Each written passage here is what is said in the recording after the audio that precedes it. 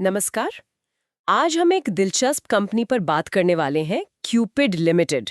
यह FMCG sector में आती है ना? हाँ बिल्कुल, फास्ट मूविंग कंज्यूमर गुड्स और खासतौर पर इनका फोकस पर्सनल प्रोडक्ट्स पे है। सही। और हमारे पास ना कुछ आंकड़े हैं इसके स्टॉक परफॉर्मेंस और फाइनेंशियल एनालिसिस के, एक जानी मानी फाइनेंशियल वेबसाइट से। अच्छा। तो आज कोशिश रहेगी ये समझने की कि भाई क्यूपिड लिमिटेड असल में करती क्या है, बाजार में आजकल क्या चल रहा है इसके साथ, और ये जो फाइनेंशियल इंडिकेटर्स हैं वो क्या इशारा कर रहे हैं। और एक मजेदार बात यह है कि एक तरफ तो शेयर ने अभी अभी 52 हफ्ते का नया हाई छुआ है। सुनने में तो बहुत अच्छा लगता है। हाँ, ये तो काफी पॉजिटिव साइन लगता है। बिल्कुल। लेकिन दूसरी तरफ कुछ एनालिसिस इसे मोमेंटम ट्रैप भी कह रहे हैं।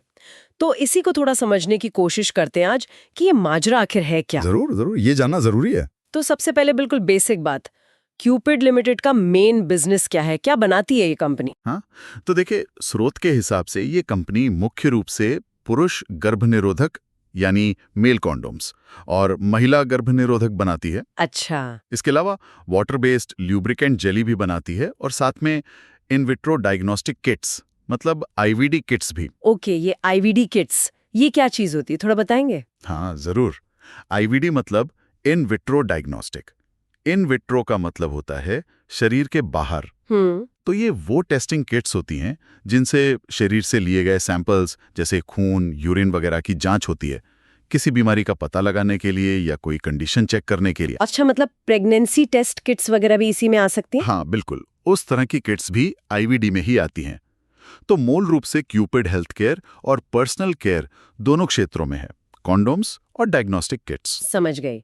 हेल्थ और पर्सनल केयर स्पेस, ठीक है। अब आते हैं इसके हाल के मार्केट परफॉर्मेंस पर। ये एनएसई और बीएसई दोनों पर लिस्टेड है ना? हाँ, एनएसई पर CUPID कोड है और बीएसई पर 530843। और हमारे पास जो डेटा है वो 15 सितंबर 2025 का है, दोपहर के करीब 2 बजे का।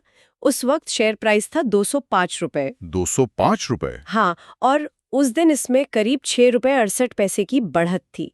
मतलब परसेंटेज में देखें तो 3.37% ऊपर था। एक दिन के हिसाब से ठीक ठाक मूव है। हाँ, सॉलिड गेन है एक दिन के लिए। और ट्रेडिंग वॉल्यूम भी काफी तगड़ा था। एनएससी और बीएससी मिलाकर कुल 4.7 मिलियन शेयर्स ट्रेड हुए। अरे वाह, 47 लाख शेयर्स। हाँ, मतलब लोगों की दिलचस्पी काफी थी उस दिन इस स्टॉक में। जाहिर है, जब शेयर बढ़ रहा हो तो वॉल्यूम भी आता है। बिल्कुल। और जैसा हमने शुरू में कहा था, सबसे खास बात, उसी दिन शेयर ने अपना 52 हफ्ते का नया हाई भी बनाया। अच्छा, ये तो बड़ी बात है। 52 वीक हाई। हाँ, मार्केट की भाषा में तो ये बहुत ही मजबूत बुलिश सिग्नल माना जाता है। लगता है कि स्टॉक में जबरदस्त तेजी बनी हुई है। ऊपर से तो यही दिख रहा है। लेकिन क्या सिर्फ कीमत और वॉल्यूम ही पूरी कहानी बताते हैं? शायद नहीं। तो अब थोड़ा और गहराई में जाते हैं। हमारे पास ना कुछ स्कोर हैं इस स्टॉक के लिए। ये स्कोर अलग अलग पैमाने पर कंपनी की सेहत जांचते हैं। पहला है ड्यूरेबिलिटी स्कोर। हाँ, ये स्कोर्स बड़े काम के होते हैं, अंदर की बात बताते हैं। तो ड्यूरेबिलिटी स्कोर यानी टिकाऊपन या मजबूती का स्कोर। क्यूपिड का ये स्कोर 100 में से सिर्फ 35 है, 35.0। सिर्फ 35? 100 में से? ये तो बहुत कम लग रहा है। हाँ, कम है। और इसे लो फाइनेंशियल स्ट्रेंथ यानी कमजोर वित्तीय ताकत की कैटेगरी में रखा गया है। कमजोर वित्तीय ताकत, इसका मतलब क्या हुआ निवेशकों के लिए? मतलब आसान भाषा में? देखिए, इसका सीधा मतलब ये है कि कंपनी की जो फाइनेंशियल बुनियाद है, उसकी बैलेंस शीट की ताकत, वो शायद उतनी ठोस नहीं है।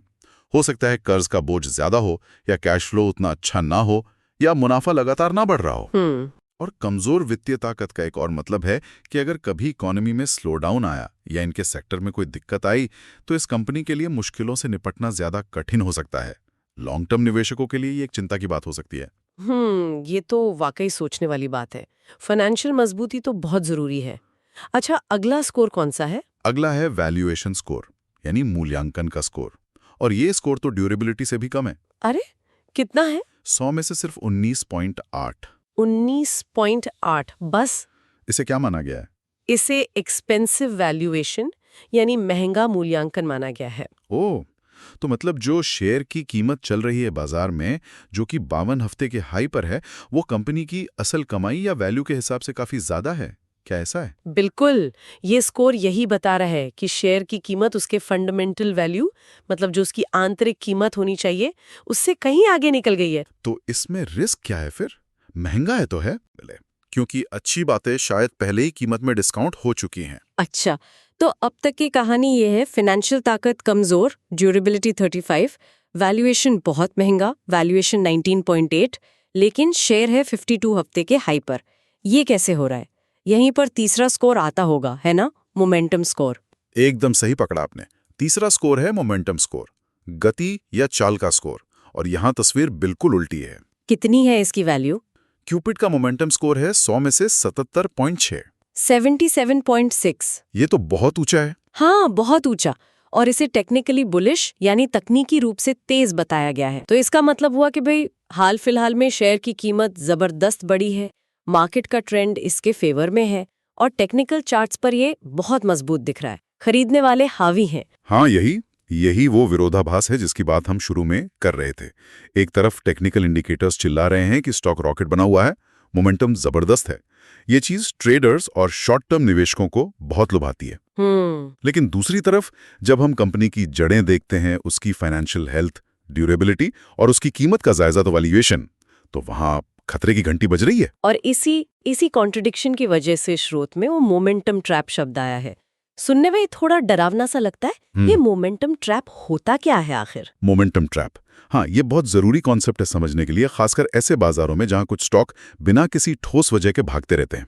स्रोत कहता है कि ये उन स्टॉक्स के लिए इस्तेमाल होता है जिनकी बुनियादी क्वालिटी, मतलब फंडामेंटल्स, उतने अच्छे नहीं होते। जैसे क्यूपिड के केस में ड्यूरेबिलिटी स्कोर कम है, बिल्कुल। उनका फाइनेंशियल स्कोर कमजोर होता है और साथ ही उनका वैल्यूएशन या तो ठीक ठाक होता है या फिर महंगा, जैसे क्यूपिड के केस में बहुत महंगा है। अच्छा। अब होता ये है कि स्टॉक की कीमत में जो हालिया तेजी आई है, जो मजबूत मोमेंटम है, वो निवेशकों को खींचता है। उन्हें लगता है अरे वाह, ये शेयर तो भाग रहा है, इसमें पैसा लगाना चाहिए। हाँ, फोमो जिसे कहते हैं, fear of missing out. Exactly, FOMO. इस चमक दमक में वो कंपनी की अंदरूनी कमजोरियों को, जैसे कमजोर फाइनेंशियल हालत या बहुत ज्यादा वैल्यूएशन, उसको अनदेखा कर देते हैं।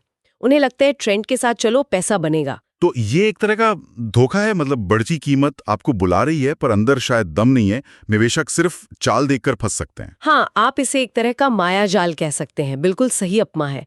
जैसे कोई फल बाहर से बहुत सुंदर दिखे पर अंदर से कच्चा या सड़ा हुआ हो। क्यूपिड के मामले में ये परिभाषा फिट बैठती दिख रही है। कैसे? देखिए, मोमेंटम स्कोर 77.6 बहुत हाई है, जो लुभा रहा है। शेयर 52 हफ्ते के हाई पर है। लेकिन ड्यूरेबिलिटी स्कोर 35.0 बहुत कमजोर है, जो सेहत पर सवाल उठा रहा है। और वैल्यूएशन स्कोर 19.8 भी बहुत कम है, जो साफ कह रहा है कि यह महंगा है। तो स्रोत इसे मोमेंटम ट्रैप कहकर यही चेतावनी दे रहा है कि सिर्फ उड़ते हुए शेयर के पीछे भागना खतरनाक हो सकता है। बुनियाद देखना जरूरी है। लेकिन एक सवाल है, कहते ना, ट्रेंड इज योर फ्रेंड। जो चल रहा है उसके साथ चलो। क्या ऐसा नहीं हो सकता कि कभी-कभी मोमेंटम ही आगे बढ़त का कारण बन जाए, भले ही फंडामेंटल्स कमजोर हो सकता है बाजार कुछ उम्मीद कर रहा हो जो अभी दिख नहीं रहा। ये बहुत अच्छा सवाल है और अक्सर निवेशकों के मन में आता है। ये सच है कि कभी-कभी मजबूत मोमेंटम काफी समय तक चल सकता है और ट्रेंड के साथ चलने वाले पैसा बना भी लेते हैं। बाजार हमेशा लॉजिकल नहीं होता, सेंटीमेंट्स भी कीमत चलाता है। हाँ, हो सकता है बाजार क्यूपिड से भविष्य में किसी बड़े एक्सपेंशन की या कोई नया प्रोडक्ट हिट होने की या शायद किसी अधिग्रहण की उम्मीद कर रहा हो जो अभी पब्लिक डोमेन में ना हो। कौन जाने। बिल्कुल। लेकिन यहीं पर रिस्क है। मोमेंटम पर टिकी तेजी अक्सर टिकाऊ नहीं होती अगर उसे मजबूत फंडामेंटल्स का सहारा ना मिले। जैसे ही कोई नेगेटिव खबर आती है या मार्केट का मूड बदलता है या वो उम्मीदें पूरी नहीं होती, तो ऐसे महंगे और कमजोर फंडामेंटल वाले स्टॉक बहुत तेजी से गिर सकते हैं। अच्छा। कहावत है ना, trend is your friend until it bends. Trend तब तक दोस्त है जब तक वो मुड़ ना जाए, और जब वो मुड़ता है तो मोमेंटम ट्रैप में फंसे लोग सबसे ज्यादा नुकसान उठाते हैं। इसीलिए समझदार निवेशक मोमेंटम देखते हैं पर उसे फंडामेंटल्स और वैल्यूएशन के साथ मिलाकर देखते हैं, सिर्फ ट्रेंड के पीछे आंख बंद करके नहीं भागते। ये बहुत जरूरी बात कही आपने, मोमेंटम और फंडामेंटल्स के बीच का बैलेंस। अब एक और पहलू देखते हैं, मार्केट का मूड क्या है, मतलब आम निवेशक क्या सोच रहे हैं। एनालिसिस तो हमें वार्निंग दे रहा है, पर बाकियों का क्या कहना है? स्रोत में एक पोल का जिक्र है। हाँ, वो पोल वाला पार्ट भी इंटरेस्टिंग है। हाँ, इसमें बताया है कि इस स्टॉक पर 453 लोगों ने वोट किया और नतीजे हमारे एनालिसिस के बाद तो काफी चौंकाने वाले हैं। क्या कहते हैं नतीजा? इन 453 लोगों में से पता है कितने लोग खरीदने को कह रहे हैं? 81.02% लोग। भारी बहुमत का मानना है कि क्यूपिड लिमिटेड को खरीदना बाय चाहिए। 81%? बाप रे। हाँ, और सिर्फ 10.15% लोग बेचने की सलाह दे रहे हैं और करीब 8.83% होल्ड करने की। मतलब आम निवेशकों में तो जबरदस्त बुलिशनेस है। ये विरोधाभास तो कहानी को और भी उलझा देता है। एक तरफ डेटाबेस्ड एनालिसिस है जो कह रहा है रुको, खतरा है, फाइनेंशियल ताकत कमजोर, वैल्यूएशन ज्यादा, ये मोमेंटम ट्रैप हो सकता है। और दूसरी तरफ कह रहे खरीदो। ऐसा क्यों होता है? मतलब एनालिसिस और आम राय में इतना बड़ा गैप क्यों दिख रहा है? इसके कई कारण हो सकते हैं। एक बड़ा कारण है हर्ड मेंटालिटी या झुंड वाली सोच, और दूसरा रीसेंसी बायस, मतलब हाल में जो हुआ है उससे ज्यादा प्रभावित होना। अच्छा, वो कैसे? देखिए, जब कोई स्टॉक लगातार बढ़ रहा होता है, 52 हफ्ते के नए हाई बना रहा होता है, तो वो खबरों में रहता है, चर्चा में रहता है। बहुत से निवेशक ये देखकर खिंचे चले आते हैं कि अरे सब खरीद रहे हैं तो मैं क्यों पीछे रहूं, या ये शेयर तो बढ़ता ही जा रहा है, मतलब अच्छा ही होगा। वो बढ़ती कीमत को ही क्वालिटी का सबूत मान लेते हैं। इस जोश में वो अक्सर उन चेतावनियों पर ध्यान नहीं देते जो एनालिस्ट दे रहा होता है, जैसे कंपनी की असली कमाई कितनी है, कर्ज कितना है, कीमत ठीक है या नहीं। उन्हें लगता है कि ये एनालिस्ट लोग ज्यादा ही सोच रहे हैं या शायद ये नई दुनिया को समझ नहीं रहे हैं। शॉर्ट टर्म प्रॉफिट का लालच अक्सर लॉन्ग टर्म रिस्क पर भारी पड़ जाता है। ये पोल शायद इसी चीज को दिखा रहा है। तो मतलब मार्केट सेंटिमेंट अक्सर शॉर्ट टर्म ट्रेंड्स और नॉइज से ज्यादा इन्फ्लुएंस होता है, जबकि एनालिस्ट पर्दे के पीछे के फंडामेंटल्स को देखता है, और दोनों में टकराव हो सकता है। बिल्कुल, और यही चीज इन्वेस्टमेंट को इतना मुश्किल बनाती है। आपको चुनना होता है कि आप किस पर ज्यादा भरोसा करेंगे, मार्केट के शोर पर या ठंडे दिमाग वाले एनालिस्ट पर, या दोनों के बीच का रास्ता कैसे निकालेंगे। ये दिखाता है कि सफल निवेश सिर्फ नंबर का खेल नहीं है, साइकोलॉजी का भी बड़ा रोल है। कारी की कमी। स्रोत में साफ लिखा है कि एनालिस्ट्स का कोई प्राइस टारगेट अवेलेबल नहीं है। हाँ, ये भी मेंशन था। मतलब हमें ये नहीं पता कि जो प्रोफेशनल एनालिस्ट इस कंपनी को ट्रैक करते हैं, अगर करते हैं तो वो इसके शेयर के लिए आगे क्या कीमत सही मानते हैं। वो एक गाइडेंस देता है। बिल्कुल।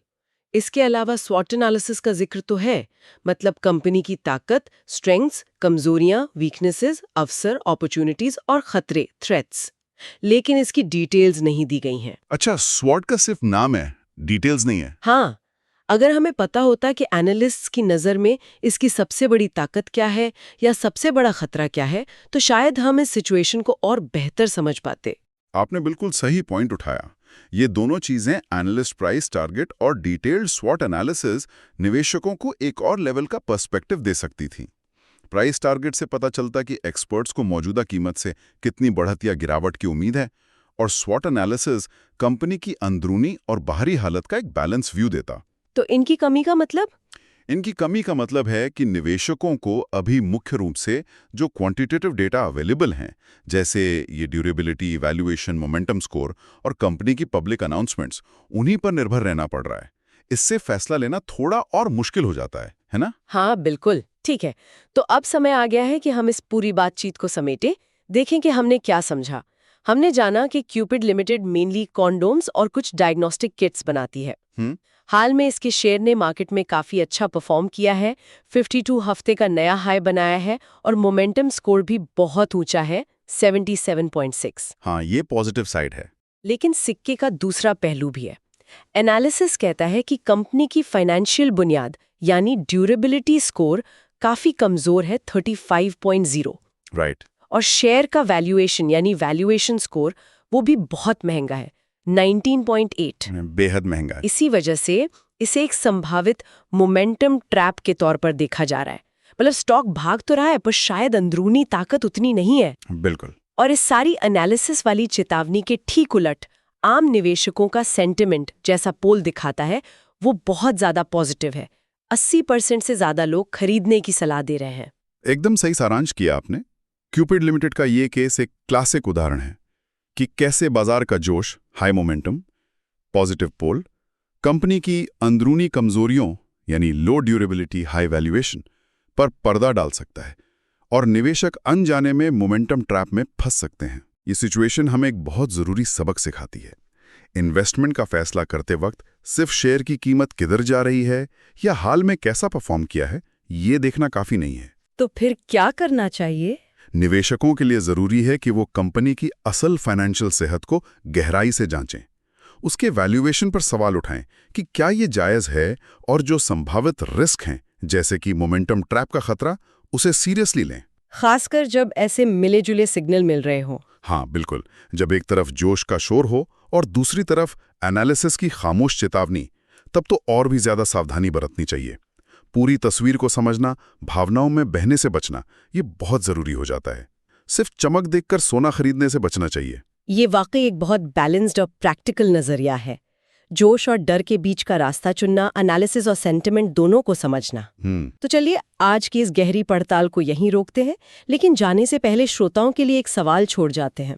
जब आप किसी स्टॉक को देखते हैं तो आप टेक्निकल मोमेंटम जैसे शेयर की बढ़ती कीमत, मोमेंटम स्कोर और फंडामेंटल फाइनेंशियल हेल्थ जैसे कंपनी की कमाई, स्थिरता, ड्यूरेबिलिटी स्कोर को कितना वजन देते हैं? अच्छा सवाल है। क्या शॉर्ट टर्म ट्रेंड्स पर बेट लगाना ज्यादा फायदेमंद लगता है या फिर कंपनी की लॉन्ग टर्म स्टेबिलिटी और मजबूती पर फोकस करना बेहतर है?